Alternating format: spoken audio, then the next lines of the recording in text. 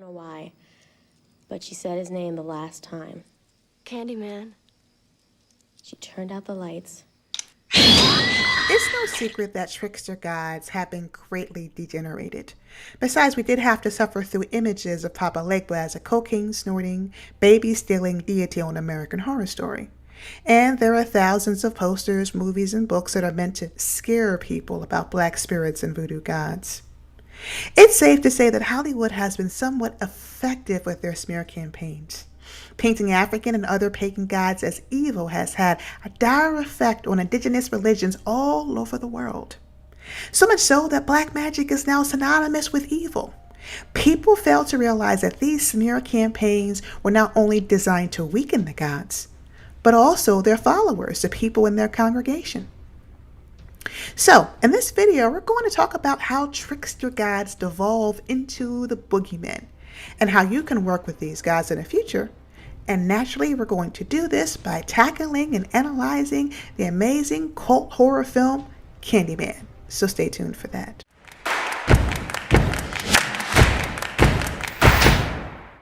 Now, in my opinion, Candyman can be considered a cult classic. Not because it has a great deal of cheap thrills or lots of kills, but simply because the movie actually tackles society's deepest and darkest fears. The movie opens with Helen, a graduate student who is conducting research for her thesis on urban legends. She comes across a young lady who tells her about a supernatural being, a black man in a trench coat and a hook for a hand. She then goes on to tell Helen that if you call out Candyman's name a total of 5 times while looking in the mirror, he will appear and gut you from belly to chest. All right. Candyman, Candyman, Candyman, Candyman. Now, Helen is an intellectual, and naturally she dismisses this story as silly superstition and folklore. But then again, she thinks that it might be a great topic for her research and for her thesis. And she goes on to do additional research.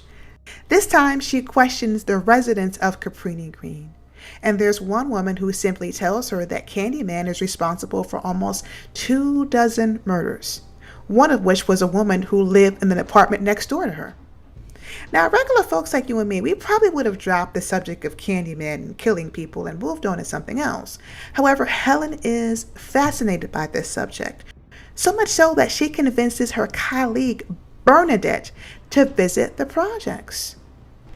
Once there, Helen discovers this shrine with candy offerings to this malevolent spirit. She takes pictures, and when she gets back to her home, she realizes that her luxury apartment building that she was living in was originally built to be a low-income housing unit. However, the builders scratched the project once they learned that the building was far too close to the affluent residents of downtown Chicago. Again, Helen wants to do more research and find out more information about Candyman, which leads her to speak to Anne Marie. These walls, you know. I'm scared. Scared for my child. That he never gonna catch you. Anne Marie is a single mother who stays to herself, and she's pretty much indifferent about the horrific tales that surround the Candyman. But Helen keeps going back by herself to the Caprini projects, and thus she is lured into a public housing bathroom. It is here where she gets a beat down by a man with a hook. He knocks her out, blackening her eye, and is only arrested after the police conducted a lockdown, followed by a sweep. This is when we learn that the imposter was a gang leader. He was simply using the Candyman's name and legend to spread further strife and fear throughout the Caprini projects. And this, my friends, is when the legendary Candyman appears. Be my victim. Be my victim. He tells Helen that she loosened the grip of fear that he had over the residents of Caprini Green. As a result, he will need to shed more blood to reinstill that fear. Candyman goes on to say that if there is no fear, then he, as a spirit, will simply fail to exist. After seeing the Candyman, Helen starts to hallucinate and suffers from blackout sessions. only to awaken and find dogs that are beheaded, babies that were abducted, and colleagues brutally murdered.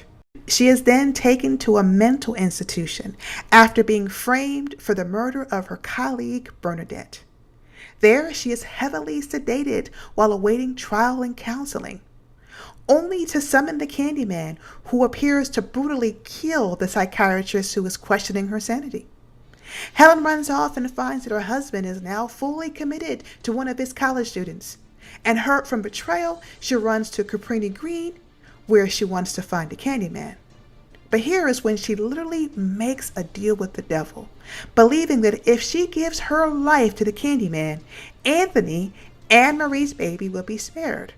However, Candyman tricks Helen so that her and the baby can both die in the flames. Helen stakes the Candyman and crawls out with little Anthony in her arms. Helen dies from severe burns, smoke, and trauma, but much like Candyman, she can be summoned to kill when you speak her name 5 times in the mirror. Now, in the movie, it was revealed that Candyman had a forbidden love affair with the white patriarch. As a result, he was brutally murdered. He was beaten, covered with honey, attacked by yellow-jacket bees. His arm was sawed off and replaced with a hook. And lastly, he was burned, with his ashes being spread throughout the grounds of Caprini Green. The backstory, too gruesome for its own scene, represents the degeneration of black deities and pagan gods all over the world. And it also represents the mistreatment, the oppression, the subjugation of an entire race and class of people. Scary movies, good scary movies, are analogous of a society's deepest and darkest fears, and Candyman is simply an amalgamation of all that. Let me explain. Now, in my other videos, I beat up your ear about shadow work and understanding your shadow self. I explain that you can have the best intentions in the world when you're trying to manifest. However, if your shadow self is unchecked, all of your repressed desires and emotions and fears will be realized. With that said, it's safe to say that society as a whole has a shadow self. It is a bank of repressed emotions and trauma and pain. This collective shadow self is also known as the pain body. The Caprini Projects is a representation of this bank of emotions, the pain body. After all, the project was built with good intentions. The goal was to give America's lower class a better standard of living. However, you really can't fight injustices without losing power yourself. And if you truly want to serve the underclass, then you yourself will have to make sacrifices. And that includes forgoing many of the privileges that come with being part of the ruling class. So underneath all those good intentions is fear. You want to give back, but only if it doesn't directly threaten your status, your nobility, and your sense of self-worth. This is why Candyman was stung and dragged throughout the streets of Chicago. He, my friends, was a threat.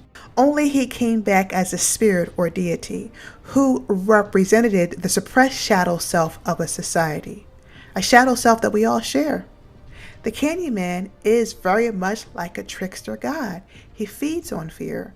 And when you summon any of these gods, including Candyman, your best intentions will not be manifested, but the inverse. In short, these gods will bring to life your deepest and darkest fears. And in many cases, it may very well end in your own death. So what is the remedy to all this? We have to heal the collective shadow or the collective pain body. And we do this, of course, by finding balance. Now, I believe that the forbidden love affair between Candyman and his white patriarch was a symbolization of this balance. The woman was a reflection of the light forces, and Candyman, of course, was a reflection of the dark forces. Once these two forces align, there is balance, and the collective pain body that we all share will diminish, thus freeing us and all of society from its formidable forces. However, the ruling class couldn't upset the balance because the balance, the status quo, served them. As a result, Candyman was murdered, and the forces of dark and light were left unbalanced. But Candyman as a movie sheds light on the collective body and the collective pain body. And as a result, it works to resolve a lot of that trauma by bringing this repressed emotions to the surface.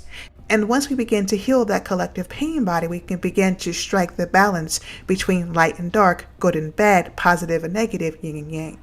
So what is the solution to working with trickster gods? Well, it's sacrifice.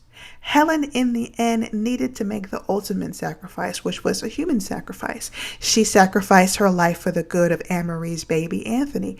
And once she sacrificed her life, she was able to save the residents of Caprini Green from future torture from Candyman. Now, in the end, you could safely say that she took the Candyman's place, or you can argue that she was actually working to restore these balances between the light and dark forces. It's all up to interpretation. So that's the video, guys. I would love for you to sound off in the comments. What do you think about Candyman? What do you think about the light and dark forces of nature? What do you think about the collective pain body? What do you think about the boogeyman being an amalgamation of the collective pain body? Love to hear your thoughts in the comment section below. Also, don't forget to like, subscribe, share. And if you are a horror fan, I write horror fantasy books, and you can get them for free when you sign up to a free trial with Audible. Link is in the description area. So guys, this is Yessie Blue signing off. Peace out.